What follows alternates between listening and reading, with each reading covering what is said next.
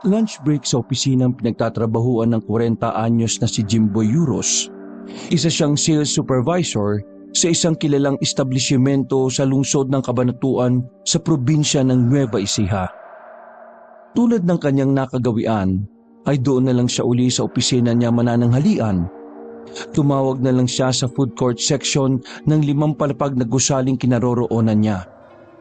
Nasa 2 palapag siya at ground floor naman ang food court. Kabababa pa lang ni Jimboy ng intercom na hawak niya nang biglang may kumatok sa kanyang opisina. Please come in. Bumukas ang pinto at iniluwa noon ng 43 anyos nilang manager na si Benjamin Deles.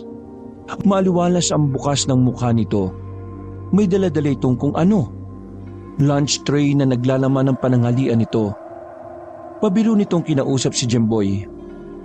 Maaari ba ako makisalo sa pananghalian mo, Mr. Euros? Pabiro ring tumugon si Jimboy. Sure, Mr. Manager. Hindi ka naman siguro i-reject ng opisina ko eh. Alam ko namang hindi ka naman bababa sa food court eh. Kahit kailan, workaholic ka talagang supervisor. Balak kang maburo na lang dito, Jim? Sa bagay, sobrang cozy rito sa opisina mo. Aba, daig pa nitong opisina ko ah. Humanap ng magandang pwesto si Benjamin kung saan ilalapag ang lunch tray na hawak. Pinili nito ang pwesto paharap at malapit sa office table ni Jimboy. Maya-maya'y pagulat itong tila may naalala. May ipapakita nga pala ako sa iyo, Jim. Sandali, nandito sa cellphone ko.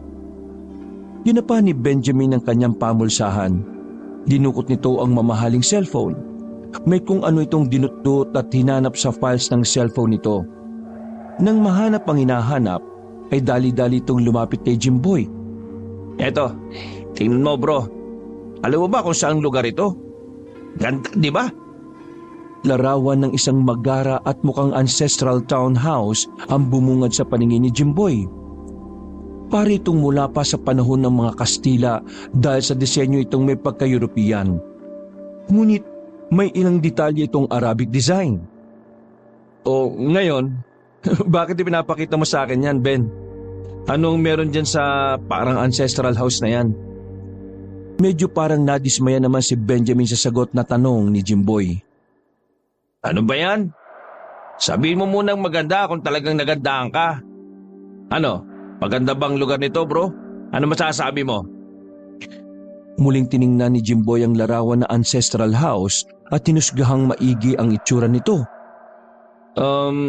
Maganda naman siya, bro. Walang duda. Maganda ang disenyo at kulay. Medyo may pagka-creepy lang ng kaunti. Saan ba kasi yan? At bakit may pinapakita sa akin? Actually, ancestral house ng pamilya namin to, bro. Matatagpuan to sa probinsya namin sa Ilocos Norte. The last time na nagbakasyon kami rito ng pamilya ko noong 2014. 10 taon nang nakakalipas. Talaga? Sa inyo talaga yan? Aba, ang dami naman talaga ng properties ng pamilya nyo, no? Siguro, ang saya ng naging bakasyon nyo dyan, bro. Tako, oo naman, bro. Memorable ang naging bakasyon namin doon. Biruin mo, para bang nakabanding namin maski yung kanununuan namin. Balak ko ngang bago kami mag-migrate ang pamilya ko for good sa US bibisita ulit kami ron one of these days. Tuloy, magre-recruit na rin kami ng bagong caretaker doon. Yung dating kasing caretaker na-stroke daw at di na kayang gampanan ng nakaatag na trabaho. Ayaw ko namang maiwang walang tumatao ron. Baka pamahayan ng ligaw ng mga kaluluwa. Ganun ba? So, tuloy rin pala yung pag-migrate nyo sa US Hindi ka pala talaga nagbibiro lang.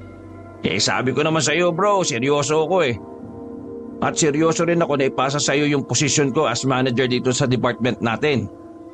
Nakausap ko na nga rin yung higher-ups natin And guess what? Aprobado naman sila.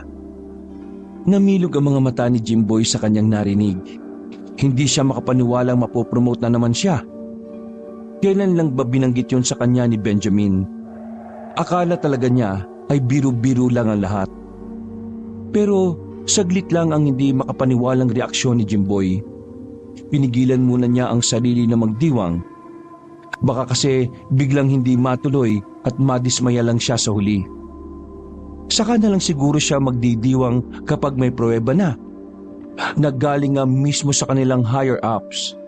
Isa pa'y baka may kapalit ang pagmamagandang loob ng manager niyang kaibigan. Basta, sigurado siya na may kapalit ito. O kaya naman ay may malalim na dahilan. Bigla nga rin siyang nakaramdam ng kaba sa huli niyang naisip. Napasulyap nga siya sa mukha ni Benjamin. Parang signos baga. Parang may nagpipintong masamang mangyayari sa kanyang kaibigan. O dili naman kaya ay sa kanya. Marahas na napailing si Jimboy sa kinapupuntahan ng napakalalim niyang pag-iisip. Iwinaksin niya ang negatibong isipan na yun. Napansin nga ni Benjamin ang marahas niyang pag-iling. Napakunot ito ng noo at napantastikuhan. Uy, bakit ganyan na lang ang reaksyon mo, bro? Hindi ka naniniwala? Pwes, I'll prove you sooner na nagsasabi ako ng totoo at hindi basta kasinungalingan lang. Parang natauhan naman si Jimboy sa sinabi ni Benjamin. Ha? Hindi bro. Hindi naman sa hindi ako naniniwala. Naisip ko lang na bakit hindi nyo na lang ibenta yung ancestral house ninyo? Sa pangangapa ni Benjamin ang may sasagot, ay ewan niya kung bakit yun naman ang naisagot niya. Si Benjamin naman ang talagang nagulat. What? Naririnig mo ba yung sinasabi mo, bro? Malaki ang pagpapalaga ng pamilya namin sa ancestral house na yun. Nakadepende ron ng future generations namin. Kung ibibenta namin yon, parang ibinenta na rin namin yung buong kasaysayan ng pamilya namin. And besides, napakaganda ng ancestral house namin na yon. Nakita mo naman sa picture, di ba? Wala itong katulad, kaya napakalabong ibenta namin yon. Sandaling napaisip si Jimboy sa parting sinabi ni Benjamin na nakadepende raw sa kanilang ancestral house ang future generations nila. Parang makahulugan ng dating ng mga katagang yon sa kanya. Sa papaanong paraan kaya nakadepende ang future generations ng kanilang pamilya ang isang ancestral house lang? Ano ang malalim na meron sa kanilang ancestral house? Ang palalim na pag-iisip ni Jimboy ay nabulabog ng walang ano-ano'y may kumatok na naman sa pinto ng opisina ni Jimboy. Narinig niya ang boses ng kung sino mang nasa likod nito. Yun na nga ang service crew na nagdala ng in-order niyang pananghalian. Pinapasok niya ito at ipinalapag sa kanyang mesa ang daladala nito. Binigyan niya to ng tip bago umalis. O siya, mananghalian na muna tayo bro. Yung mga dala mo, lumamig na yata eh. At nananghalian na nga muna sila. Matagal nang magkaibigan si Jimboy at Benjamin. Simula pa nung una silang magkakilala sa kanilang kumpanya. Dati ay parehas lang silang normal na empleyado. Ngunit kalaunay na promote. Nauna lang tumaas ang posisyon ni Benjamin dahil talagang mahusay ito. Masipag, dedikado sa trabaho at talagang parang hindi marunong mapagod. Pero hindi ibig sabihin na matagal na niya itong kilala ay nangangahulugang lubusan na talaga niya itong kilala. Katunayan ay kulang pa siya sa nalalaman sa background history ng pamilya nito. Ayon dito ay sa Amerika na naninirahan ang mga magulang at mga kapatid nito. Ang pamilya na lang daw nito ang narito pa sa Pilipinas.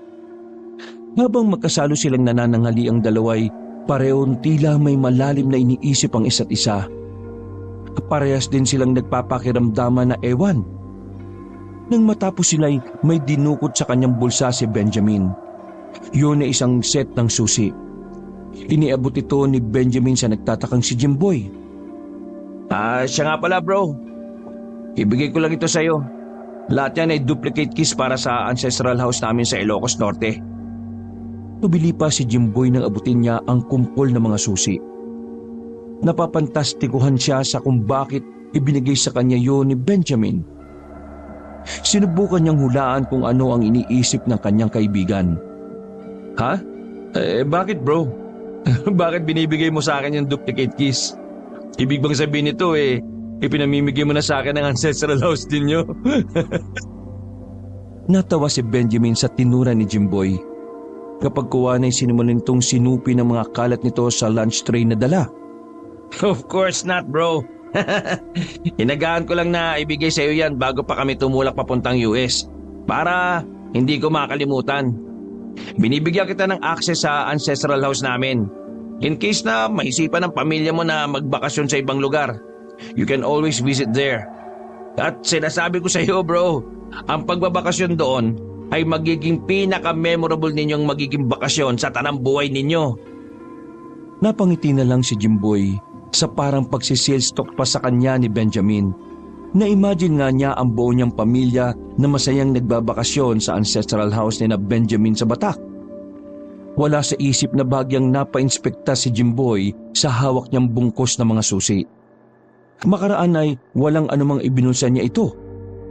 O sige bro, isibad na ako sa office ko.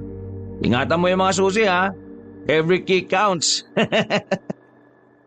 At tuluyan nang lumabas ng opisina ni Jimboy si Benjamin. Pagkalabas nga nito'y siya namang pagdating ng kanyang sekretarya. Samantala, ang anak na binatilyo naman ni Jimboy, ang 14 anyos na si Jimon, ay papasok na sa school na pinapasukan nang may makasalubong siyang isang mama na mukhang Muslim na ewan ang kasuotan at aurahan. May suot pa itong turban sa ulo at talagang balbasarado. Ang turban nito'y may mga disenyong mga bituin, buwan at araw na parang sa mga manghuhula. May inialok itong mga panindang parang mga kwintas na may kakaibang mga palawit, mga pulseras at kung ano-ano mang mga anting-anting puno.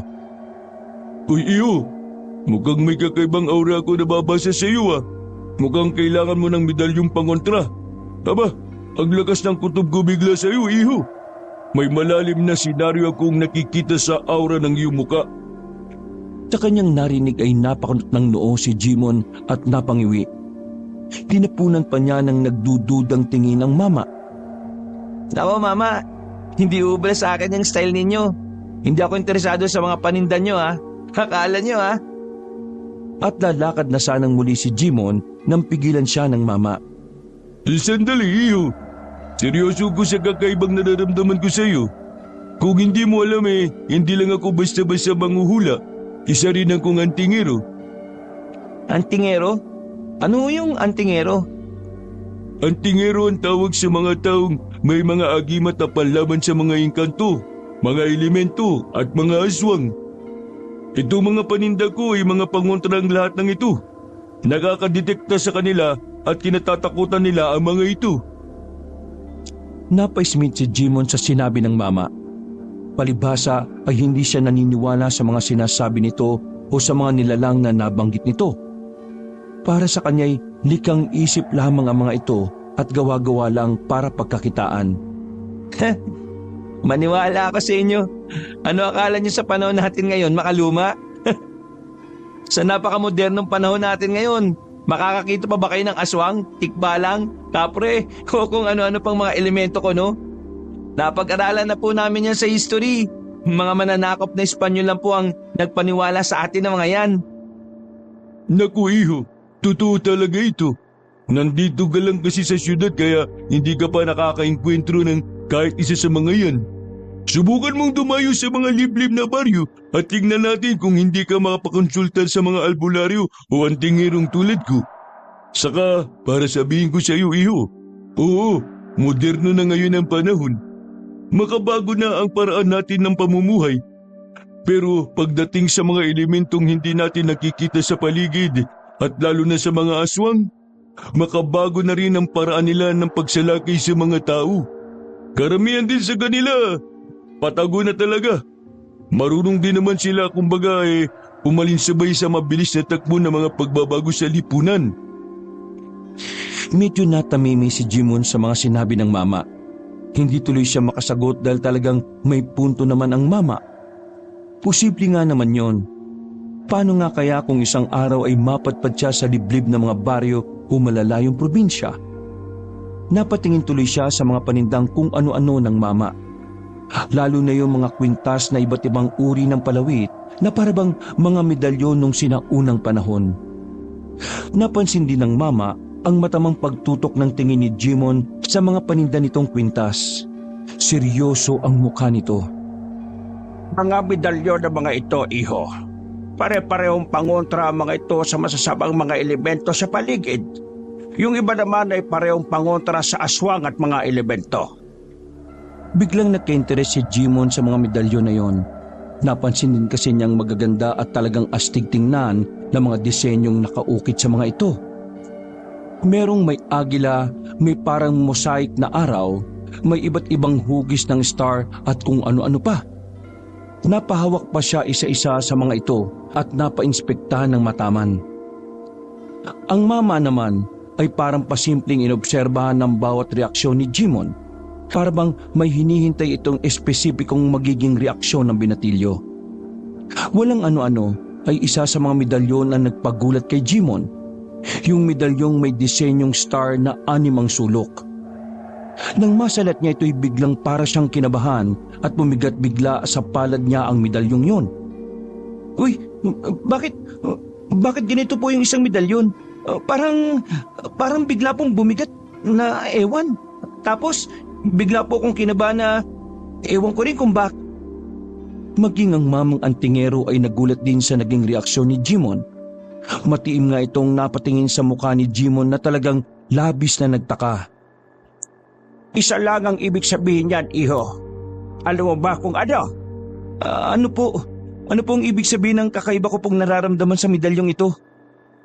Seryoso munang inihiwalay ng mama ang hawak na medalyon ni Jimon at ibinigay ito sa binatilyo. Nakataas sa mga kilay ni Jimon. Huwag niyo pong sabihin na obligado po akong bilhin ito sa inyo. Hindi sa inuobliga kita, iho. Pero buhay mo o kamatayan mo ang nakasalalay rito. Ang mga medalyon ko ay nararamdaman din ang aura ng taong nakapalibot sa akin. Pati ang napipintong mangyayari sa hinaharap ay nararamdaman din nila. Ang sino mang hahawak sa kanila at biglang nakaramdam ng kaba at pagbigat nila, ang ibig sabihin noon ay kailangan nila ang proteksyon ng medalyon. Naku, totoo po ba talaga yan? Mariin at seryosong tumango ang mama. Pagkuwan ay muling pinahawak nito kay Jimon ang nakahiwalay ng medalyon. Hawakan mo ito ulit, iho. Kapag hindi mo ulit naramdaman yung naramdaman mo kanina ng una mo itong nahawakan, ay huwag ka maniwala sa akin. Pero kapag naramdaman mo ulit, ewan ko na lang kung hindi ka pa rin maniniwala. Unay at tubili pang sundin ni Jimon ang sinabi ng mama. Pero dahil sa curious siya, ay hinawakan nga niya muli ang medalyon. Halos mapatras pa si Jimon sa matinding gulat nang muli niyang hawakan ang medalyon. Paanong hindi mas grabe pa kaysa una ang naramdaman niyang kaba at pagbigat ng medalyon? Hindi niya talaga yun inaasahan. Ano, iho? Hindi ka pa rin ba maniniwala? Hindi mo pa rin ba kukunin ang medalyon? Medyo na blanko muna ang isip ni Jimon dahil sa pagkagulat. Napatulala na lang siya sa mukha ng mama. Nang makabawi, saka lang niya nakuhang sagutin ng mama. Magkano po ba ito? Baka naman po mahal. Baka po yung pera ko. Medyo napangisi ang mama. Sinusukat ba ganito ng tingin si Jimon? Inaarok ang kanyang pagkatao. Sa tingin mo ba, iho, kapag buhay at kamatayan ng sangkot, magkano mo ibebenta ang isang importanteng bagay? Sa murang halaga o sa mahal na halaga? Napaisip naman doon si Jimon. Sa tingin ko po mahal na halaga. Pero sigurado po ba kayong mabisang medalyong ito? Hindi naman po sa sinasabi kong scam kayo Alam niyo naman sa ngayon, uso at maraming scammer. Natawa ang mama sa tinura ni Jimon pero napatango-tango naman. Sa bagay, tama ka, iho. Hindi ko naman inalis sa iyo ang magduda. Ang totoo ay inaasahan ko rin yan. Basta ako, ang gusto ko lang ay makatulong sa mga taong kailangan ng mga medalyon at mga produkto ko. Na siyempre ay matutulungan din naman ako sa pinansyal. Give and take kumbaga. Pero sino ba ang mas malulugi? Ang bibili ng medalyon ko pero magkakaroon ng siguradong proteksyon o yung tumangging bumili at manganib ang buhay dahil walang proteksyon. Natigilan si Jimon sa paliwanag ng mama. Tama nga naman, wala nga namang lugi ang mama kung sakali. Paniwalaan man siya o hindi. Ang inaalala lang niya ay paano kung matapos siyang bilhin sa mahal na halaga ang medalyon ay hindi naman pala talaga epektibo. Pero naisip din niya yung nakakagulat na naramdaman niya kanina. Pero hindi pa rin naman siya lubusang kumbinsido. Ganyang mukha ay hindi ka pa rin naman kumbinsido. Ay sige, kunin mo na ito ng walang bayad. Buena mano na kita kumbaga. Isa pa halata talaga sa aura mo na may panganib na darating sa iyo at sa pamilya mo. At sangkot dito ang kakaibang mga nilalang na hindi ko matukoy-tukoy kung ano. Kailangan mo ang proteksyon ng medalyong ko. Heto, sa'yo na. Makakagawa pa naman ako ng bagong medalyong katulad niyan. Ang mama na mismo ang nagsuot ng medalyon kay Jimon. Pagkasuot nga sa kanya ay nakaramdam kagad siya ng kakaibang ginhawa na hindi niya maipaliwanag. Nako, salamat po rito sa medalyon. Maya-maya'y naisipan ni Jimon na bayaran pa rin ang medalyon sa halagang meron lang siya mula sa baon niya. Alam niyang kulang yon dahil maliit na halaga lang. Pero dahil sa kakaibang ginhawang naramdaman niya ay naengganyo siyang magbayad pa rin. Iniabot niya ito sa kamay ng mama. Ngunit tumanggi ang mama. Hayaan mo na, iho. Libre na yan. Ilaan mo na lang yung bayad mo sana sa akin sa mga projects mo sa school. Ang maging bayad mo na lang sa akin ay ito. Huwag na huwag mong iwawala ang medalyong yan. Kailangang dala-dala mo parati yan saan ka man magpunta. Katandaan mo yan. Napakamot na lang sa ulo si Jimon nang tanggihan ng mama ang iniabot niyang bayad. Parang nakonsensya patuloy siya sa mga naging pagdududa niya rito. Opo, tatandaan ko po yung mga bilin ninyo. Palagi ko po itong isusuot. Tumango-tango na lang ang mama at umakto ng paalis. O siya, sige. Aalis na ako. Palagi ka mag-iingat pa. Nariyan palagi sa tabi-tabi ang panganib. Opo, salamat po ulit dito sa medalyon. At tuluyan nang umalis ang mama at sa iba naman inialok ang mga paninda. Si Jimon naman ay napapakamot na lang uli ng ulo habang tinitingnan ng suot na medalyon. Pumasok na rin siya sa kanilang school. Pagsapit naman ng bandang hapon, ang 38 anyos namang asawa ni Jimboy na si Monalyn ang nakasalubong ng mamang manghuhula na antingero na una nang nakasalamuhan ni Jimon. Pauwi na noon ang kanilang bahay si Monalyn. Galing siya sa SM Mall Cabanatuan. Nag-shopping. Dadaanan lang sana ni Monalyn ang mama pero natawag ang kanyang pansin dahil nakamata sa kanya ang mama. Tila may kung anong pailalim na kinikilati sa kanya. Lalo na nang marinig niya ang sinabi nito. Nakikinikinit ako ang hinaharap ng babaeng ito. Ay nako, isang pamilya ang mapaparap sa kakaibang masasamang mga nilalang. Napahinto sa paglalakad si Monalyn at nagtatakang hinarap ang mama. Mama? Ano ba yung tinutukoy niyo? Tumungo-tango ang mama. Ikaw nga at wala ng iba. Manghuhula ho kayo? Muling tumango ang mama at itinuro pa ang mga disenyo ng suot nitong turban. Pati ang mga paninda niya ay ibinalandra na rin ito. Oo, may kakayahan akong makadetekta ng mga puwersa at nakikinikinit ako ang kahihinatnan ng mga ito. At isa nga rin pala akong antingero. Ang mga paninda ko ay malalakas na mga pangontra laban sa iba't ibang hindi nakikitang mga elemento sa paligid. Kabilang na ang mga aswang. Nakaramdam ng kakaibang kaba si Monalyn ng sandaling yon. Siyempre, medyo natakot din siya sa kaharap niyang mama. Ano ho ba ang nakikinitan niyo sa hinaharap ko? Masasangkot ho ba ang pamilya ko? Minsan pa ay tumutango ang mama. Nandun ang kasiguraduhan. Oo, buong pamilya mo ang masasangkot. Nadedetect ko ang isang bagay na puno ng negatibong enerhiya na napasakamay ng isa sa mga miyembro ng pamilya mo. Isang bagay na puno ng negatibong enerhiya? Anong bagay ang tinutukoy ninyo? Hindi ko tiyak kung anong bagay. Basta negatibong enerhiya lang ang nararamdaman ko rito.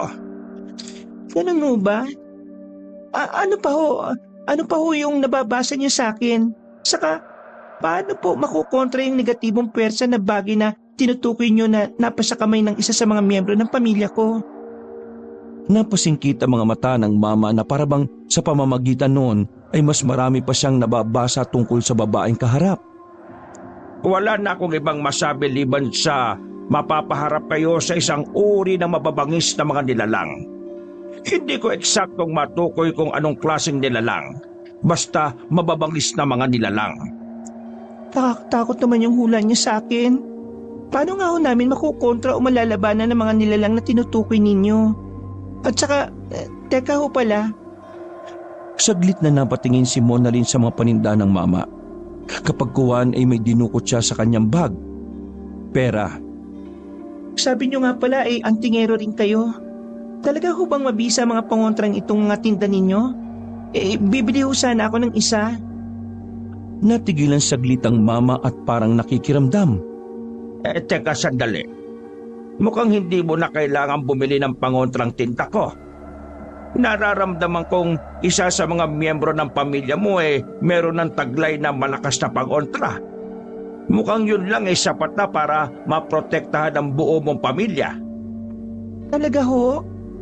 Salamat naman kung ganun. Wala na ho kayong may bibilin pa sa akin? Meron pa pala. Maging mapagmatsyag kayo sa paligid nyo. Makinig kayo sa mga babala ng ibang tao. Huwag niyong basta ipagsawalang bahala ang kahit na anong babala, maliit man o malaki. Buhay at kamatayan ng pamilya mo ang nakasalalay rito kaya kailangan timbangin ang lahat ng bagay at pag-isipang maigi. Naku, salamat to. Tatandaan ko lahat ng sinabi ninyo. Mabuti na lang mo talaga at nakasalubong ko kayo. Kung hindi hindi pa ho ako magiging aware sa mga sinabi ninyo. Salamat to talaga. At sinubukang ibigay pa rin ni Monalyn sa mama ang nailabas niyang pera. Ay siya nga ho pala. Tanggapin ho ninyo ito. Bale, abuli ko na lang ito sa inyo. Ngunit tumanggi naman ang mama. Tulad ng pagtanggi nito bandang una kay Jimon. Nako, hayaan mo na. Tsaka wala ka namang binili sa akin Pero nagpumilit si Monalyn. Kunin niyo na po. Kung hindi ho ninyo tatanggapin, ibig sabihin ay hindi totoo mga sinabi niyo sa akin at hindi ko na lang din ho paniniwalaan. Natigilan naman doon ng mama at napatingin sa mukha ni Monalyn. Dahil seryoso naman si Monalyn ay napilitan na rin itong tanggapin ang iniabot ni Monalyn. Ay sige, tatanggapin ko na. Para sa isang kadahilanan. Basta yung mga mahigpit kong bilin, huwag mong kalilimutan. Matapos ito'y naghiwalay na ang mama at si Monalyn. Pagsapit naman ng gabi sa kanilang bahay, matapos manangalian ng pamilya ni Jimboy, nasa salas na sila at sama-samang nagpapahindang habang nanonood ng telebisyon nang may maalala si Monalyn. Gusto niya makasiguro sa isang bagay. Jimboy, Han, Jimon, anak, may itatanong lang sana ako sa inyong dalawa. Nitong mga nagdaang araw ba wala kayong napapansing gamit ninyo na may negatibong pwersa sa inyo? Parehong natigilan sa biglang tanong na yon ni Monalyn sina Jimboy at Jimon. Si Jimboy parang kinapapa sa isip kung anong bagay ba ang sa tingin niya ay may hatid na negatibong pwersa sa kanya. Si Jimon naman ay pasimpleng itinago sa suot niyang t-shirt ang medalyong ibinigay sa kanya ng mamang antingero na manghuhula. Teka Han, bakit ba bigla-bigla naman yata yung ganyang tanong mo? Anong meron? Medyo atubiling sumagot si Monalyn. Alam niya kasing hindi naniniwala si Jimboy sa hula-hula. Kung sasabihin niya ang totoo, ay baka mauwi lang sila sa pagtatalo. Basta Han, feeling ko lang kasi may negatibong bagay dito sa bahay natin na kailangan nating alisin. Kumbaga, Kung di natin naalisin baka magdulot lang sa atin ng kamalasan. Teka, kumonsulta ka ba sa manghuhulahan? Bakit biglang ganyan ka kung mag-isip? May nalalaman ka na ngayong negatibong puwersa at malas-malas na yan. Isa pa, lahat naman ng bagay ay may negatibo at positibong puwersa. Paano mo pa matutukoy kung alin ang alin? Sabi ko nga, Han, sa bagay nga, bakit ba hindi ko naisip yun na lahat naman ng bagay ay may negatibo at positibong puwersang taglay? May dagdag ko pa pala, Han, ha? Nasa tao rin yun, Han, kung paano tayo kumilos at kung paano natin kinokontrol ang mga bagay na nasa paligid natin. Kung mas lamang ang negatibong puwersa ng isang bagay kaysa positibong puwersa nito, kaya naman natin itong kontrolin eh. Halimbawa na lang, yung kutsilyo, malakas ang negatibong puwersa nun. Pero nagagamit naman natin sa positibong paraan at nakokontrol naman natin. Nasa isip din kasi natin yun eh. Kung sa may isip kriminal mapupunta ang kutsilyo, negatibo sa negatibong puwersa na yun. Ayun, masama na talaga ang kahihinatnan. Tama si Papa, Ma. Kayo naman kasi, sa negatibo kayo tumututok eh. Dapat mas tumutok tayo sa positibong mga puwersa sa paligid. Oo nga, anak. Mali na ako. Pero hindi naman siguro masama kung tututukan din natin minsan ng negatibong bagay para naman maagapan agad natin bago pa lumala. Ganun lang naman ang punto ko eh. Gets ko na, Ma. Ang problema nga lang, yun nga po, dahil lahat naman ng bagay ay may negatibong puwersang taglay, mahirap tukuyin kung alin ang alin eh. Tulad nga po ng sinabi ni Papa. Maya-maya'y sinaway ni Jimboy sina Monalyn at Jimon dahil sa tinututukan nitong balita sa TV. Uy, teka. Tumahimik nga muna kayo dyan. Hindi ko maintindihan tong sinasabi sa balita eh. Ang nasa balita ay tungkol sa umano'y biktima ng aswang sa isang probinsya sa Visayas. Pinaniniwala ang nagiging aktibo na naman kuno ang mga lahing aswang doon. Ipinakikita ang blurred na larawan ng isang babaeng wakwak ang dugo ang katawan at wala ng saplot. Diyos ko, totoo ba talaga mga aswanghan? Napaka-brutal naman ang sinapit ng babaeng yan. Hindi ako naniniwala sa aswanghan eh. Pero hindi ko inaalis ang posibilidad. Pero para sa akin hindi aswang ang may kagagawan talaga niyan. Malamang na nakadroga ang may gawa niyan eh. O kaya isang taong may sakit sa isip. Biglang may naalala si Jimon dahil sa balita na may kinalaman sa aswang. Maalala ko nga pala pa, Ma. May nakapagsabi pala sa akin na totoo raw ang mga aswang. Yun lang hindi na raw po sila ngayon hantaran kung mambiktima. Paano raw sila mambibiktima, anak? Patago. Opo pa, sumasabay din daw po sila sa mabilis sa pagbabago ng modernong panahon. Siyempre, matatalino rin daw po ang mga karamihan sa kanila, kaya marunong sila makibagay. Kung umatake raw po sila ngayon parang hindi po natin nakalain at hindi po basta-basta mapapansin. Ay, sino naman ang nakapagsabi sa iyo niyan, anak? Baka naman aswang din ang nakausap mo kaya alam na alam niya. Ay nako, mag-iingat ka anak sa kung sino-sino ang kinakausap mo ha. Mahirap na. Nakalimutan ko na po kung anong tawag sa kanya, Ma. Basta, isa po siyang mama na itsura pa lang masasabi na ninyo kaagad na matalino siya at maraming alam. Palipat-lipat ang tingin ni Jimboy sa kanyang mag-ina habang malalim na napapaisip. Yung balita tuloy sa TV ay hindi na niya natututukan. Oy, kayong dalawa.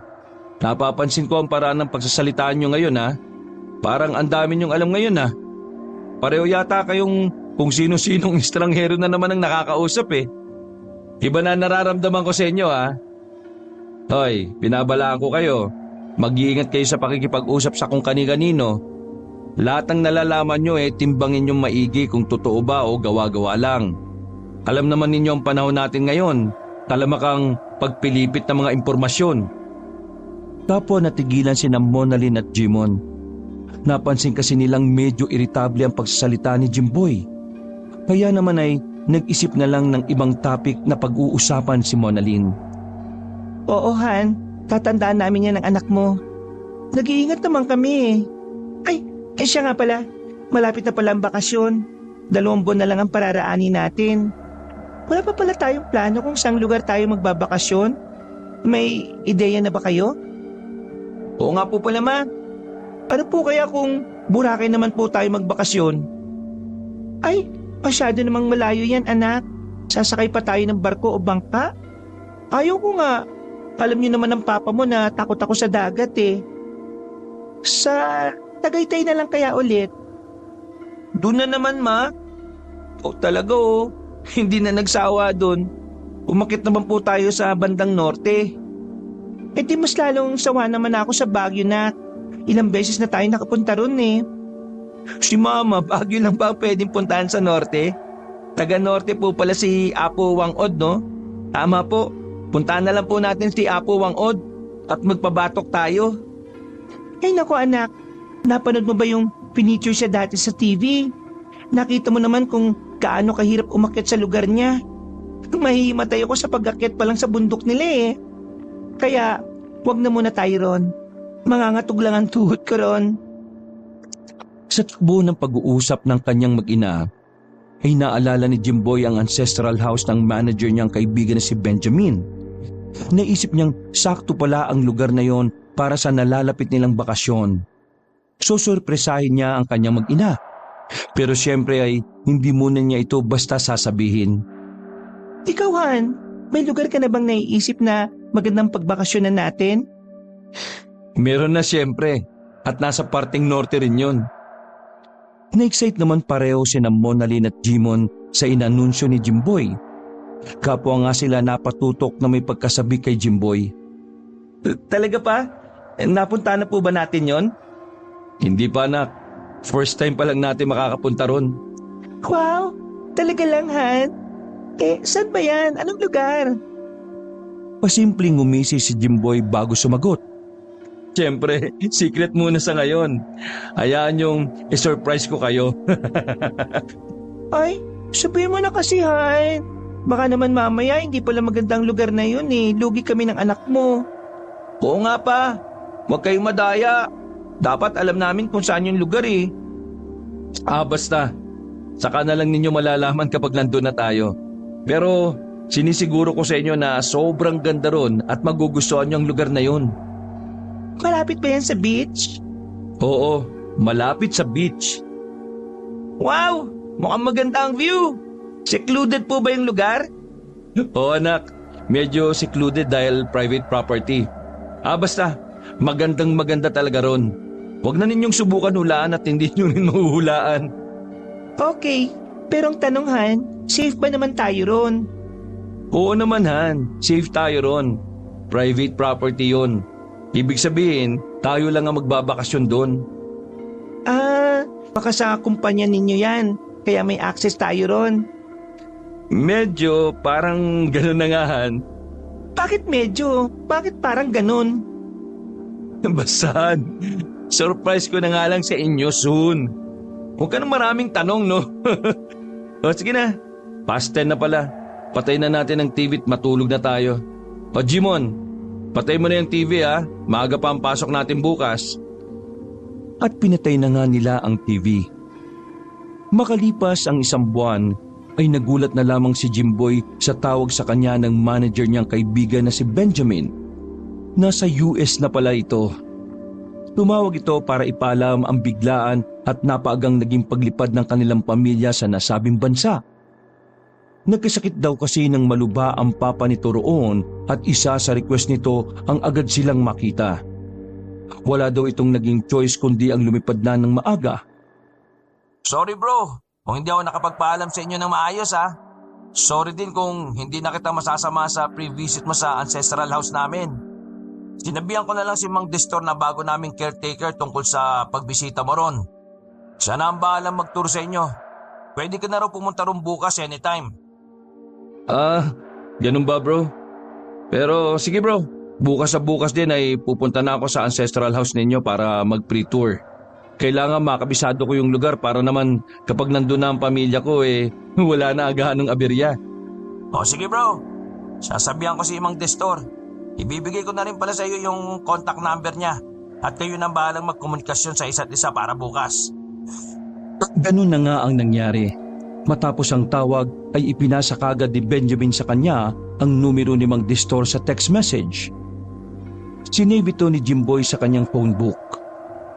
Kinabukasan nga, madaling araw pa lang ay agad nang bumiyahe si Jimboy papuntang Ilocos Norte.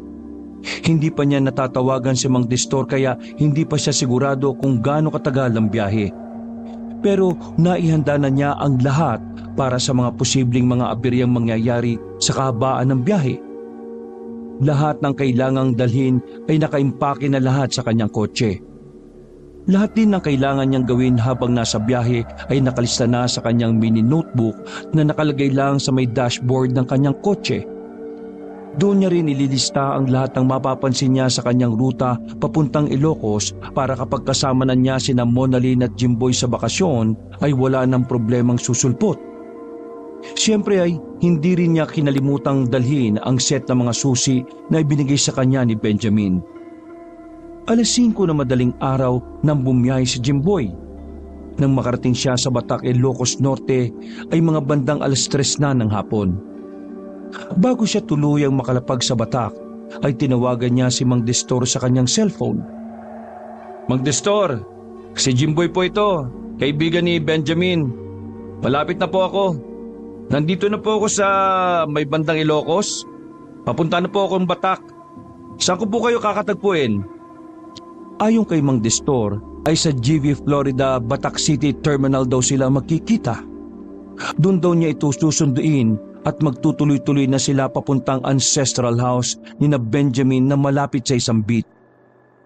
Nang sa wakas ay makarating si Jimboy sa ancestral house ni na Benjamin ay sobra siyang namangha sa napakagandang tanawin. Talagang sobrang ganda ng ancestral house sa personal. Tapos nakatayo pa ito malapit sa beach na puting-puti ang buhangin at may nakailerang mga puno ng nyog na padahilig ang pagkakatubo.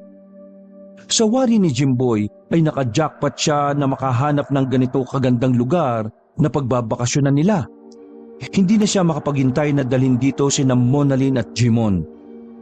Nang akayin naman siya ni Mang Destor sa master's bedroom ng ancestral house, ay lalo pa siyang nalula sa sobrang elegante ng looban ng ancestral house na yon. Halos hindi mo na mahalata ang pagkaantigo nito. Halatang alagang-alaga ito ng bagong caretaker. Napakaluwag din ng master's bedroom at talagang sa ambience nito ay mararamdaman mong lahat ng stress na mayroon ka ay unti-unting mawawala. Matapos maiayos ni Jimboy ang mga dala niyang gamit sa master's bedroom at nang magsawa siya sa nakamamanghang mga bagay na nakikita niya sa loob ng buong bahay na yon, ay nagpasya naman siya sa labas mag-tour. Sa may beach siya nagpunta kung saan ay may pasadyang beach lounge chair at sun umbrella. May beach hammocks din doon sa pagitan ng ilang puno ng nyog.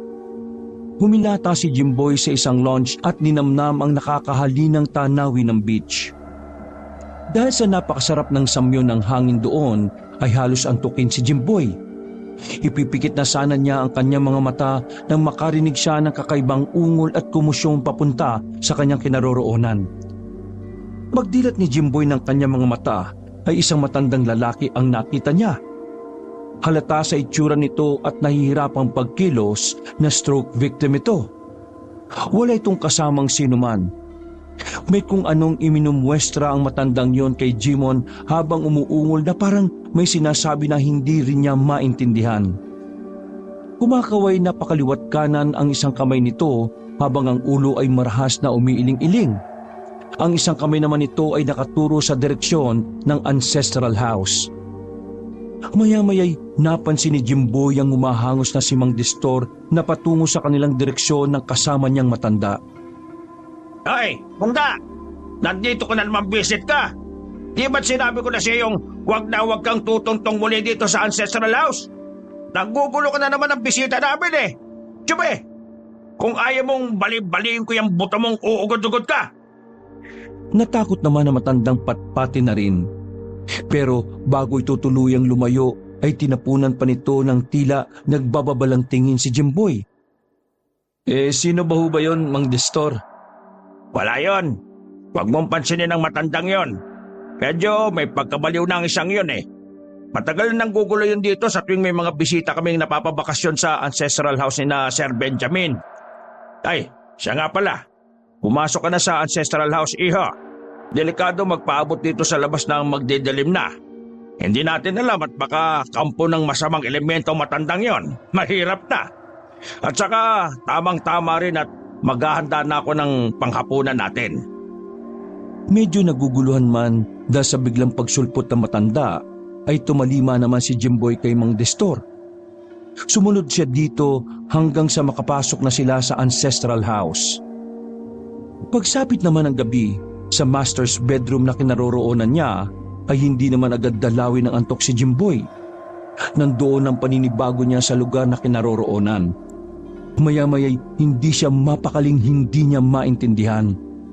Kaya naman ay naisipan niyang magpahangin sa beranda ng ancestral house.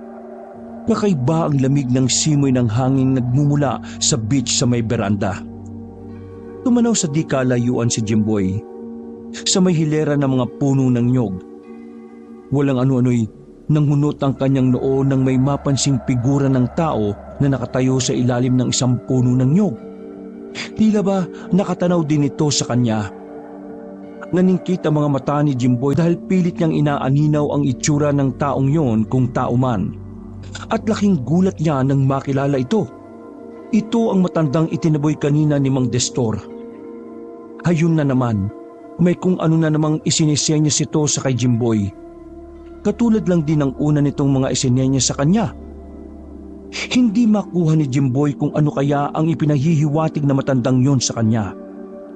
At nang maalala niya ang sinabi ni Mang Destor kanina na baka kampo nito ng masasamang elemento, ay natakot siya. Ipinasya niyang pumasok na sa loob at pinilit na lang ang sarili na makatulog. Kinabukasan ay maaga na namang gumising si Jimboy. Madaling araw pa lang, ipinaalam na niya kay Mang Destor kagabi na maaga siyang luluwas para umuwi sa Nueva. Mga 8 hanggang 10 oras kasi ang bubunuin niyang biyahe. Excited na talaga siyang makauwi para maikwento kina Monalyn at Jimon kung gaano kaganda sa ancestral house. Hindi na niya mahintay ang bakasyon sa susunod na buwan. At sumapit na nga ang 2nd buwan. Ang pinakahihintay na bakasyon ng pamilya ni na Jimboy. Madaling araw pa lang ay naghahanda na sila para sa kanilang biyahe papuntang Batac, Ilocos Norte. Habang naghahanda sila'y may 2 bagay na napansin si Monalyn mula sa mga gamit ni na Jimboy at Jimon na nakalapag sa lamesa. Ang unay ang set ng mga susi ni Jimboy. Sa unang tingin ni Monalyn ay para itong umuusok. Teka, bakit may set ng mga susi rito, Jimboy? Sa'yo ba ito? Dadamputin na sana yun ni Monalyn pero naunahan siya ni Jimboy. Set ng mga susi yan. Dun sa ancestral house na pupuntahan natin sa Batac. Ancestral house? Sa isang ancestral house tayo magbabakasyon? Yap, Han. Nako, maganda dun. Eto, tingnan mo. Kinuha ko ng picture yung mga view ng ancestral house na pinuntahan ko nung nakaraang buwan. Dinukot ni Jimboy ang kanyang cellphone at ipinakita mula rito ang tinutukoy niyang picture ng ancestral house. Namangha naman si Monalyn nang isa-isa niyang makita ang mga larawan. Si Jimon ay nakatingin na rin. Wow! Ang ganda nga! Parang mansyon na malapit sa White Sand Beach. Parang vacation villa ang dating. Naku, nakaka-excite naman, Han! Grabe pa! Napakaganda ng lugar at parang mansyon. Susulitin ko talaga ang bakasyon natin ngayon. Tamang-tama, may bagong memory card po ako. Paniguradong maraming magagandang views ako mapipicturan. O, di ba? Sabi ko naman sa inyo maganda ron. Talaga mag-i-enjoy ang buo nating pamilya. Ang sumunod namang napansin ni Monalyn ay yung medalyon ni Jimon. Para naman itong bahagyang umiilaw. Nagtataka nga niya itong dinampot. Ito, naman ito. Sa'yo rin ito, Jimboy? Ay nako, hindi sa akin yan, Han. Baka sa anak mo. Agad namang nadako ang tingin ni Jimon sa hawak na ng kanyang ina. Nagulat pa siya nang makita niya ang medalyon na kanina pa niya hinahanap. Naku, paano napunta sa inyo yan, Ma? Kanina ko pa yan hinahanap iniabot ni Monalyn kay Jimon ang medalyon. Hala, nakita ko lang ito sa ibabaw ng lamesa eh. Nakalimutan mo siguro dyan mo nilapag. Saka teka, bakit pala parang umiilaw yan kanina bago ko dinampot? Ano po? Umiilaw? Nagtatakang ininspekta ni Jimon ang kanyang medalyon. Pinakiramdaman niya rin ito. Medyo mainit ito sa kanyang palad. Sigurado po kayong medyo umiilaw to kanina, ma? Katabi po ba ito kanina ng set ng kiss ni Papa? Oo, katabi yan kanina ng mga susi ng papa mo. Ang kay papa mo naman kanina, parang umuusok yung mga susi niya. Tumango-tango lang si Jimon at pasimple nang tumalikod para ituloy ang ginagawang paghahanda ng kanyang mga gamit. Pero lingid sa kaalaman ng kanyang mga magulang ay malalim siyang napapaisip. Pilit niyang iniisip kung ano ang ibig sabihin ng biglang pag-ilaw ng kanyang medalyon at pag-usok naman ng set of keys ng kanyang papa. Tapos ay mainit pa ang pakiramdam niya sa kanyang medalyon.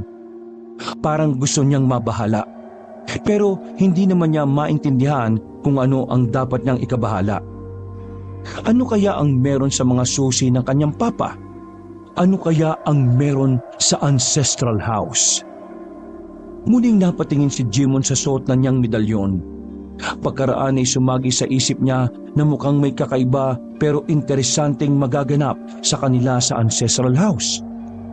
Gusto niyang malaman kung may agimat ba talaga ang ibinigay sa kanyang medalyon nang minsan ay nakausap niyang antingerong manghuhula. At sa wakas ay bumiyay na nga sila papuntang Batac, Ilocos Norte. Habang nasa biyahe ay tahimik lang silang tatlo. Pare-pareho silang may kani-kanyang malalim na iniisip. Si Jimboy ay naiisip niya ang matandang lalaki na 2 beses niyang nakaengkwentro dun sa ancestral house. Hanggang ngayon ay hindi niya lubos maisip kung ano kaya ang kahulugan ng mga senyas nito. Bakit nito itinuturo ang ancestral house at parang inaayawan niya ito? Meron kaya itong hindi magandang karanasan sa ancestral house? Naisip niyang minsan nga ay sisikapin niyang kausapin ang matandang lalaking yon. Babaliwalain na lang niya ang babala ni Mang Destor na baka kampo nito ng masasamang mga elemento sa paligid. Si Monalyn naman, ang iniisip niya ay ang set ng mga susi ni Jimboy at ang medalyon ni Jimon. Naalala niya bigla yung minsang sinabi sa kanya ng mamang manghuhula. Isa raw sa miyembro ng kanyang pamilya ay nakatanggap ng isang bagay na puno ng negatibong enerhiya. Isa rin daw sa miyembro ng kanyang pamilya ang nagtataglay na ng pangontra. Alin kaya sa set ng mga susi ni Jimboy at medalyon ni Jimon ang may sa negatibong enerhiya? Bigla ay bahagyang nanlaki ang mga mata ni Monalyn nang mapagtantong ang medalyon nga pala ni Jimon ay parang katulad ng mga medalyong inilalako ng kausap niya na manghuhulang antingero. Ngayon ay natitiyak niyang ang medalyon ni Jimon ang tinutukoy ng mama na mabisang pangontra at proteksyon laban sa masasamang mga elemento. Ibig sabihin din nito ay ang set ng mga susi ni Jimboy ang bagay na nagtataglay ng negatibong enerhiya. Muling nanlaki ang mga mata ni Monalyn nang may mapagtanto na naman siya. Ang set ng mga susi ni Jimboy ay para sa ancestral house na pupuntahan nila. Ibig sabihin ay may kung anong nasa likod ng ancestral house na yon. Teka pala sandali, Jimboy. Sigurado ko bang tutuloy tayo sa ancestral house? Nagtatakang binalingan naman ni Jimboy si Monalyn. Kanina'y excited pa ito na makarating na sila roon. Pero ngayon ay parang biglang nagdududa. Oo naman, Han. Tuloy na tuloy tayo ron. Bakit ba parang biglang nagdududa ka sa pupuntahan natin? Ano bang meron? Bigla namang natigilan si Monalyn. Hindi niya alam kung sasabihin ba niya kay Jimboy ang minsang sinabi sa kanya ng mamang antingero na manghuhula o hindi na lang. Natatakot siyang magtalo na naman sila dahil baka isipin ni Jimboy na mas nagpapaniwala pa siya sa manghuhula. Wala naman. Naisip ko lang, Hana, ano kaya kung sa ibang lugar na lang tayo pumunta? Naisip ko na lang, Hana, ano kaya kung sa ibang lugar na lang tayo sa Batac tumuloy? Marami rin naman yatang ibang magagandang beaches doon eh. Ay naku, Han. Mas maganda ron sa ancestral house. Napuntahan ko na nga minsan, hindi ba? Tsaka, libreng-libre lang tayo ron. Kung sa ibang lugar pa tayo pupunta magagastusan pa tayo ng malala. Tsaka, private yun, Han. Kaya nakasisiguro kung mas ligtas tayo ron kesa kung sa ibang lugar pa tayo pupunta. Hindi man kampante sa sagot ni Jimboy ay nanahimik na lang si Mona Lynn. Siguro ay doon na lang siya sa medalyon ni Jimon hahawak ng kaligtasan nila kung sakali. Si Jimon naman ay naaalala rin niya ang tagpo nung makausap niya ang mamang antingero na manghuhula rin. Naalala niyang minsan ay nabanggit nitong mapapaharap daw sila sa isang malagim na senaryo. Anong malagim na senaryo naman kaya ang naghihintay sa kanila? Natatakot na kinakabahan siya siyempre. Pero hindi niya maintindihan ng sarili kung bakit parang excited naman siyang malaman kung paano gumagana ang anting-anting na taglay ng medalyong ibinigay sa kanya ng mama. Matapos ang kani-kanilang mga iniisip, ay nakarating pa rin naman sila sa ancestral house sa Batak.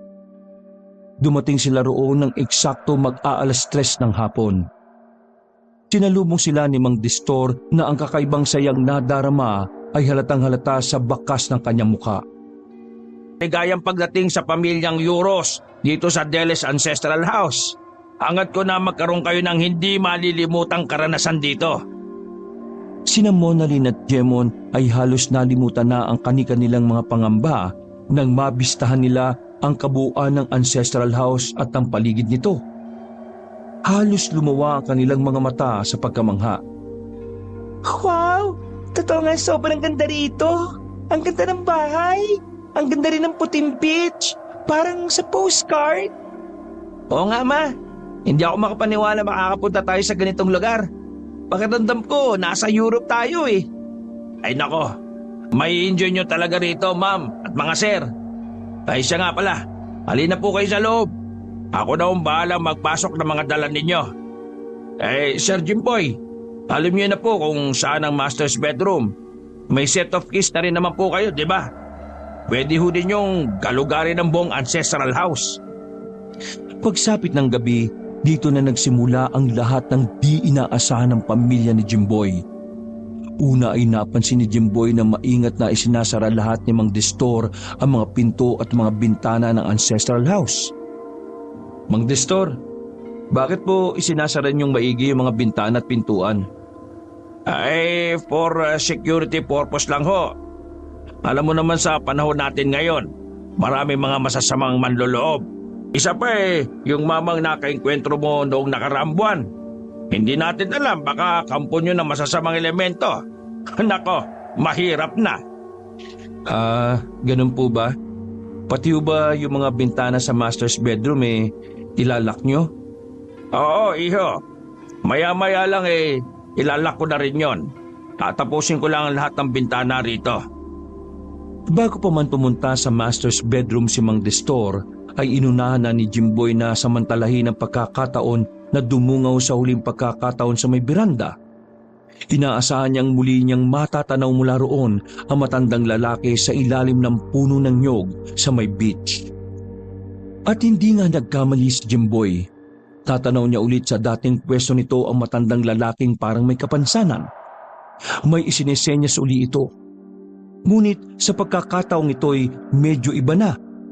Itinuturo siya, pagkatapos ay sesenyas ng paggilit ng leeg.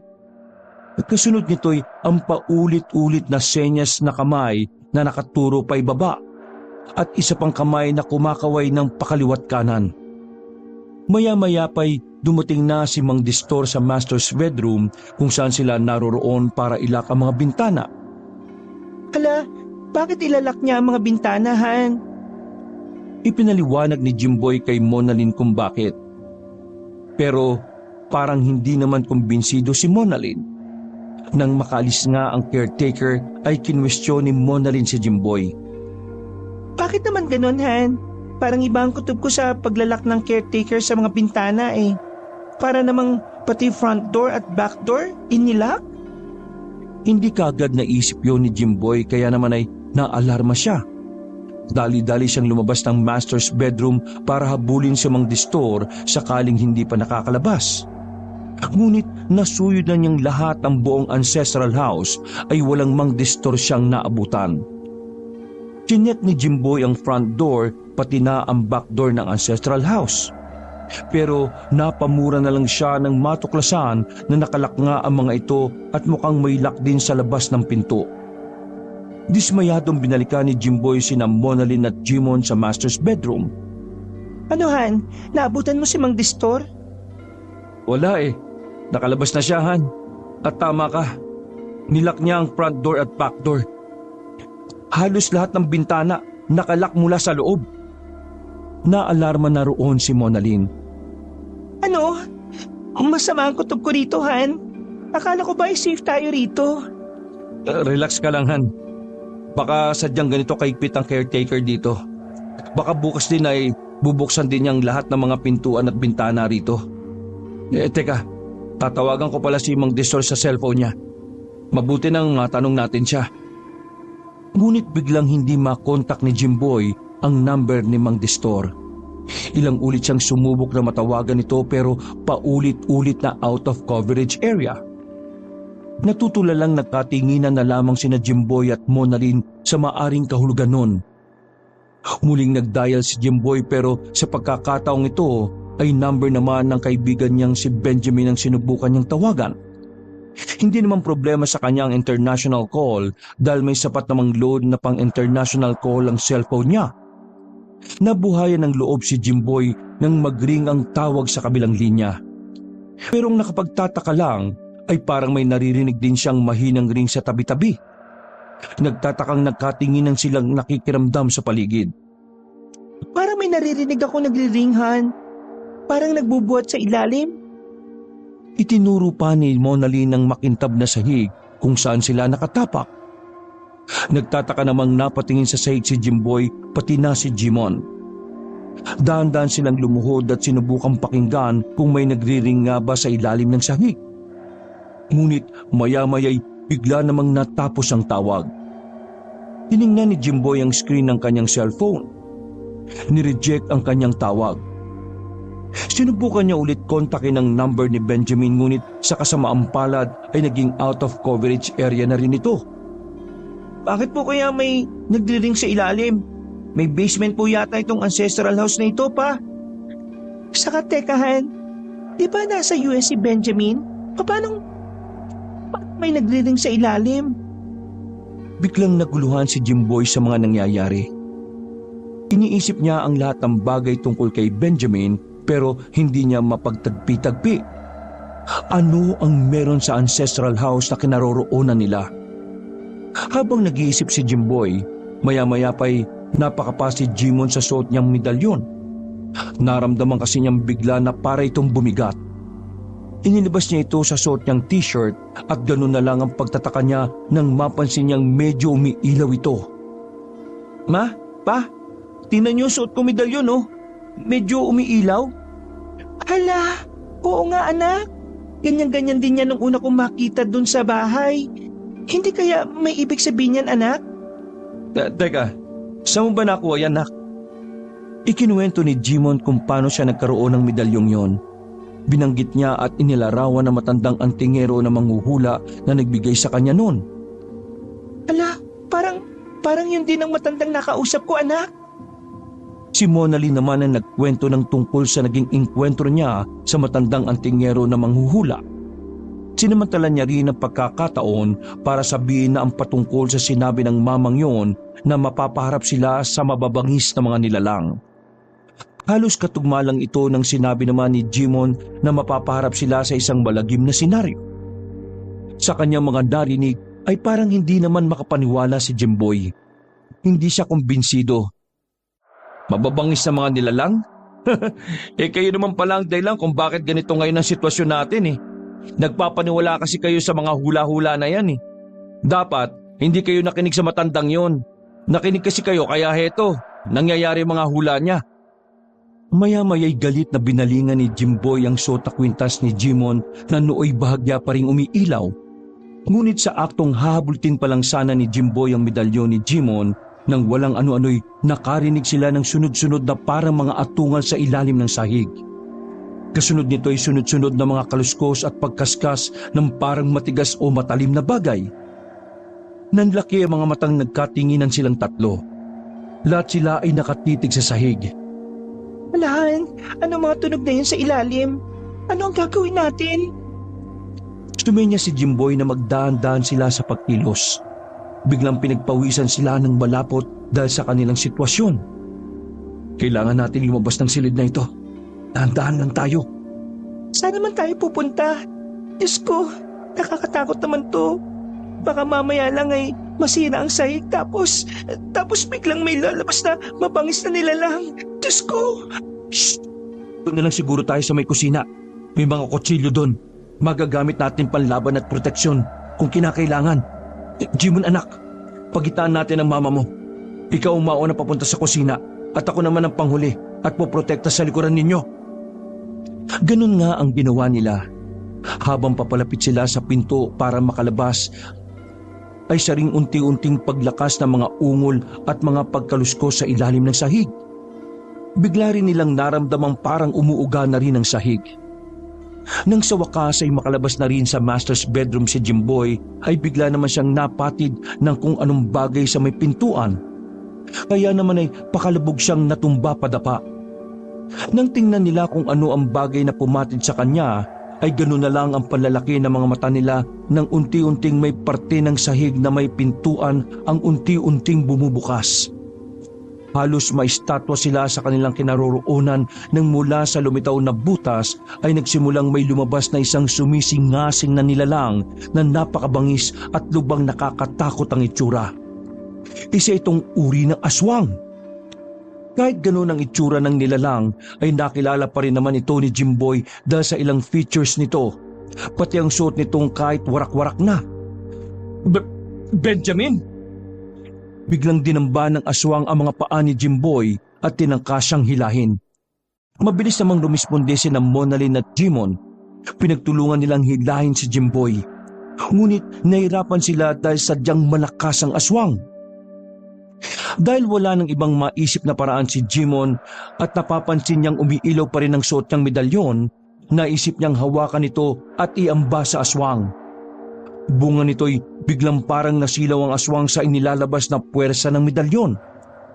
Umaatungal na napatakip ito ng mga mata dahilan para mabitiwan nito ang mga paa ni Jimboy. Mabilis na hinatak palayo ni Monalyn si Jimboy. Kapwa sila hinihingal sa takot. Lumayo na kayo, dali! Pumunta na kayo sa kusina! Pero, paano ka, anak? Baka bigla kang tambay ng aswang na yan! Ako na ang bahala rito, ma. Poprotektahan ako ng medalyon ko. Sige na, pumunta na kayo sa kusina at kumuha kayo ng magagamit nating sandata. Maya-maya'y lalong bumangis ang atungal ng aswang, kahit patuloy pa rin itong nasisilaw sa medalyon ni Jimon. At nang mapansin ni Jimon, Jimboy at Monalyn na may iba pang mga aswang na nagsisimulang maglabasan sa butas sa sahig, ay talagang nataranta sila. Takbo na, ma! Pa! Dali! Sabay-sabay na malakas na umatungal at sumingasing ang mga aswang na naglalabasan sa butas ng sahig. Halatang nanggigigil na ang mga ito na manglapa ng tao. Lamang ay nasisilaw ang mga ito sa hawak na medalyon ni Jimon. Kapag kuwan ay biglang naramdaman ni Jimon na parang may puwersang nagtutulak sa kanya. Kaya pala'y nagsisimulang dahan-dahang umabante ang mga aswang. Pakiramdam niya'y pilit lang na kinakaya ng puwersa ng kanyang medalyon ang puwersa ng mga ito. Nang makarating sina Monalyn at Jimboy sa kusina, ay agad silang kumuha ng mga kutsilyo doon. Hindi pa nakontento'y naghanap pa ng palakol si Jimboy at may nahanap naman siya. Si Monalyn naman ay nakakita pa ng fire extinguisher. Nanginginig man sa takot at kaba, ay nagkasundo silang respondihan si Jimon. Ngunit bago pa man sila humakbang ay bigla silang nakarinig ng parang pumupukpok sa pader sa may bandang likuran. Sa may bandang likuran mismo nila. Nanlaki ang mga matang nagkatinginan sina Monalyn at Jimboy. Nang lingunin ni na Jimboy ang pader sa kanilang likuran, ay nanlaki ang kanilang mga mata nang mapansing unti-unting nagkakakrak ang pader na hugis bilog na kakasyang isang tao. Diyos Diyos ko po, mukhang may mga aswang din sa labas, Jimboy. Papasukin nila tayo.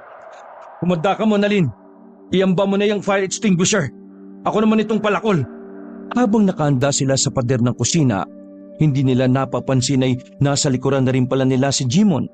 Patuloy siyang itunutulak ng puwersa ng mga aswang na tuluyan na ngang nakalabas lahat mula sa butas ng sahig sa master's bedroom. Ganun na lang ang pagkagulat ni na Monalyn at Jimboy nang bigla nilang marinig ang sabay-sabay na namang pag-atungal at pagsingasing ng mga aswang sa kanilang likuran. Jimboy, nandito na pala mga aswang. Makukorner na tayo. Ano na ang gagawin natin? Huwag kang ganyan, Han. Relax ka lang. Malalampasan din natin to. Focus ka lang sa fire extinguisher mo. Dahil sa narinig niyang reaksyon ng kanyang mga magulang ay nagpanik na rin si Jimon. Ma, ano nang gagawin natin? Pakiramdam ko malapit nang bumigay ang puwersa ng hawak kong medalyon. Nanginginig na rin ang mga kamay ko, Ma! Pa! Walang ano-ano, sa wakas ay bumigay na ang pabilog na bitak ng pader na inaabangan ni na Jimboy. Iniambanan nila ang mga hawak nilang sandata na anumang sandali ay hahataw na lang nila kapag may lumabas ng kung anuman mula sa pabilog na bitak. At may lumitaw nga sa bilog na bitak. Ang matandang minsan ay nakaengkwentro ni Jimboy sa beach. Tarantang pagaganahin na sana ni Monalyn ang hawak niyang fire extinguisher pero alerto naman siyang pinigilan ni Jimboy. Huwag, Monalyn. Tanda ko pa matandang yan. Tila nagmamadaling sumenya-senya sa matandang yon kina Jimboy. Inuudyukan silang lumabas agad sa pabilog na bitak na ito na siya pala ang may kagagawan. May hawak itong kung anong ginagamit nito sa pagtibag sa simentadong pader. Jimboy, sigurado ka bang hindi siya aswang? Medyo natigilan si Jimboy dahil bigla niyang naalala ang sinabi sa kanya minsan ni Mang Destor. Pero base naman sa nakikita niyang ginagawa nito ngayon ay malabong totoo ang sinasabi ni Mang Destor. Kaya naman ay mariin siyang umiling-iling bilang tugon kay Monalyn. Hindi, Han. Hindi siya aswang. Kita mo naman, tinutulungan pa niya tayo makatakas. Sa puntong ito ngayon lang napagtanto ni Jimboy ang kahulugan ng mga senya sa kanya dati na matandang lalaki. Kung sana pala ay inintindi niya ang mga babala pala nito, sana'y hindi sila umabot sa ganito.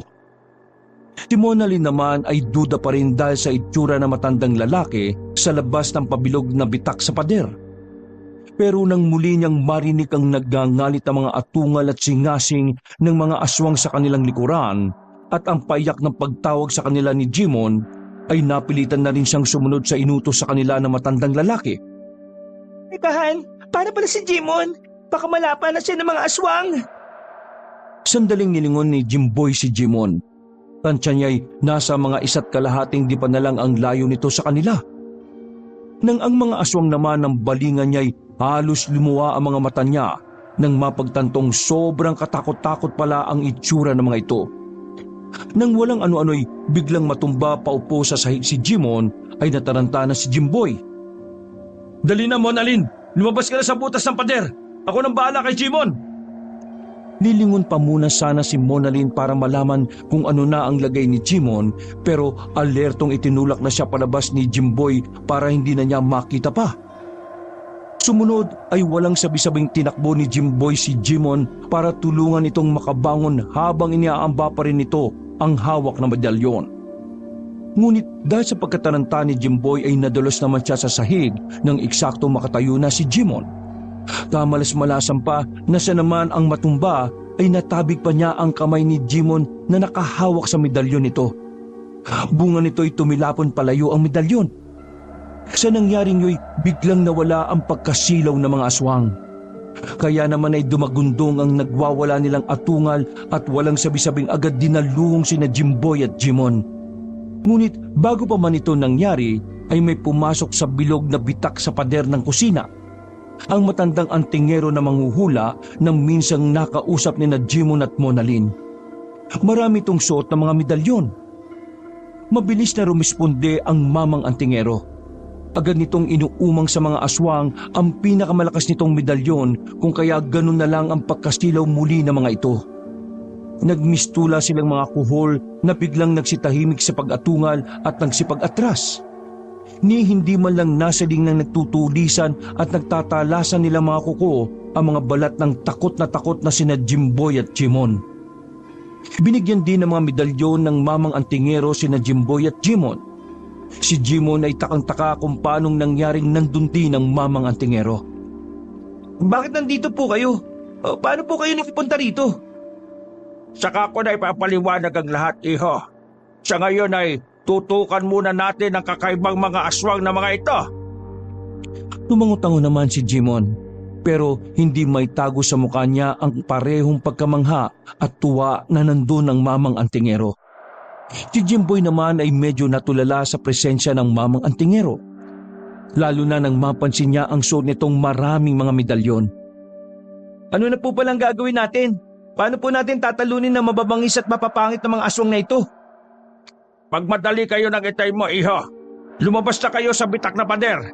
Sa labas ay may mga inihanda kaming mga galon ng gasolina. Kunin niyo mga yon at dalhin niyo rito sa akin. Bilis! Mabilis namang tumalima ang mag-ama. Agad nilang kinuha ang mga galon ng gasolina at dinala pabalik sa mamang antingero. Ngayon, buusan ninyo sila ng gasolina. Nang marinig ng mga aswang ang utos ng mamang antingero, ay tinangka nilang magsibalik sa pinanggalingan nilang butas sa sahig sa master's bedroom. Pero dahil sa lakas ng puwersa ng medalyon ng mamang antingero, ay biglang hirap silang kumilos. Kaya naman ay walang kahirap-hirap silang nasa buyan ng gasolina ni na Jimboy at Jimon. Ngayon naman ay buusan nyo ng gasolina ang buong bahay. Pagkatapos ay lalabas na tayo sa butas sa pader sa ginawa namin na matanda kanina. At ganoon ang ginawa ni na Jimboy at Jimon. Binuhusan nila ang buong ancestral house. Pati ang butas sa sahig sa master's bedroom ay binuhusan din nila. Matapos ang lahat, ay lumabas na nga sila sa butas sa pader sa kusina. Sa labas naman ay nabuhusan na rin pala ng gasolina ni na Monalyn at ng matandang lalaki ang palibot ng ancestral house. Ngayon ay katapusan na ng malihim at tusong mga aswang na mga yan. Naglabas ang mamang antingero ng posporo. Inilabas din niya ang dala niyang sulo na kinuha niya mula sa isang tabi at sinindihan ito. Inihagis niya ang may sinding sulo sa loob ng ancestral house mula sa butas na pader ng kusina. Agad-agad ay narinig nila ang malakas na pagsagro ng apoy sa loob kasabay ng nakakabaliw na pag-atungal ng mga aswang. Lumayo naman kayo ngayon sa ancestral house at ang palibot naman nito ang sindihan natin ng apoy. At lumayo nga sila. Doon sila pumaroon sa hiwalay na quarter ng caretaker na si Mang Destor. Doon ay natagpuan nilang wala itong malay pagkat tinataw pati una ng mamang antingero sa ulo para walang maging sagabal sa kanilang plano. Matapos masilaban ng mamang antingero ang palibot ng ancestral house, ay mabilis itong tumakbo palayo at tinungo ang quarter ng caretaker kung saan naroroon ang pamilya ni Jimboy at ang matandang lalaki. Sa quarter na yon, ikinuwento ang lahat ng mamang antingero kung paano siya napadpad doon. Palimpala niyang minamanmanan noon ng pamilya ni na Jimboy, buhat nang maramdaman niyang mapapaharap sila sa matinding panghanib sa kamay ng mababangis na mga nilalang. Palihim siyang pumuslit at nagtago sa likod ng compartment ng kotse ni Jimboy nung una itong magtungo sa ancestral house. Nakausap rin niya noon ng matandang lalaki na napag-alaman niyang dati palang caretaker ng ancestral house. Na-stroke ito ng masaksihan na may mga aswang palang nagkukuta sa tagong basement ng ancestral house. At walang nakaligtas sa sinundan nilang mga bakasyonista na isa ring pamilya. Ito rin ang noong paunti-unting tumitibag sa pader sa may kusina para sa balak sana nitong pagsunog sa basement. Palihim ulit na pumuslit sa compartment sa likod ng kotse ni Jimboy ang mamang antingero nang bumiyahe na sila buong pamilya. Nang makarating sila sa ancestral house ay pinuntahan daw agad niya ang bahay ng matandang na stroke para sa plano nilang pagliligtas sa pamilya ni na Jimboy at ang tuluyang pagpuksa sa lahi ng mga aswang na yon na ginagamit ang ancestral house para sa pambibiktima. Ang mamang antingero rin ang bali tumapos sa tinitibag na pader ng mamang na-stroke. Iba na rin talaga ang mga aswang sa panahon natin ngayon. Palihim na sila kung mambiktima. Kaya sa susunod huwag na huwag yung basta pagkakatiwalaan na pinapakitang kabaitan sa inyo ng mga tao, ha? Kung sa tingin ninyo kaduda-duda ang pinakikita nilang kabaitan, posibleng sila ay hindi talaga tao, kundi mapagkunwaring mga aswang. Matapos ang pagkukwentuhan ng mamang antingero ay muling nagkamalay si Mang Destor. Ngunit ang makita nitong nilalamon na ng apoy ang buong ancestral house ay ito naman ang inatake sa puso. Wakas,